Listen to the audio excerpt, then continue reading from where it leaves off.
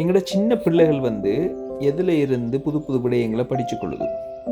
பிரதானமாக வந்து அந்த பிள்ளை வீட்டில் இருக்கக்கூடிய உம்மா வாப்பா நடந்து கொள்கிற விதத்தை வச்சு அந்த பிள்ளைகள் வந்து புது புது விடயங்களை வந்து அன்றாடம் வந்து படித்து கொண்டு இருக்கும்.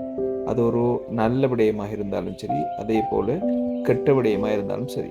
ஏன்னு சொன்னால் அந்த பிள்ளைக்கு வந்து அது நல்லதா கெட்டதான்னு சொல்லி அந்த வயதில், அந்த சின்ன வயதில் வந்து பிரித்தறிகிற ஒரு பக்குவம் இருக்காது. எல்லாத்தையும் வந்து அந்த மூளை வந்து உள்வாங்கிக் கொள்ளும்.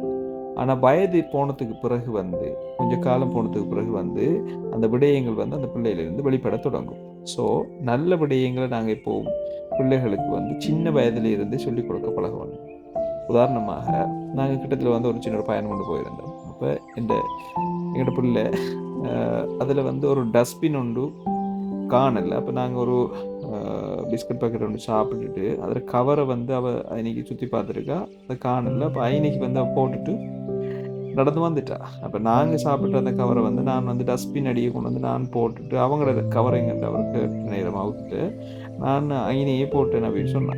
அப்ப உண்மையா வந்து அன்னைக்கு அவ போடக்கூடாது. அப்ப நான் என்ன செஞ்சேன்னு சொன்னா, அவ வந்து திரும்ப கூட்டிட்டு போய் வந்து அந்த டஸ்ட்பின் எய்னைக்கு அவ போட்டிருந்தாவோ, அந்த இத எடுத்து கொண்டு வந்து உரிய இடத்த அந்த டஸ்ட்பினுக்குள்ளால வந்து அத வந்து போட வச்சேன். அப்ப அவக்கு வந்து உண்மையா அத செஞ்சதுக்கு பிறகு வந்து அவக்கு வந்து எக்ஸ்பிளைன் பண்ணேன் நான்.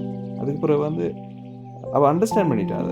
ஸோ, நாங்க வந்து சில விஷயங்கள வந்து சின்ன வயதில இருந்தே பிள்ளைகளுக்கு பழக்குற நேரம் வந்து, அது பெரிய ஒரு பாசிட்டிவ் இம்பேக்ட்ட வந்து எங்களோட பிள்ளைகள்ல உருவாக்கும். ஓகே.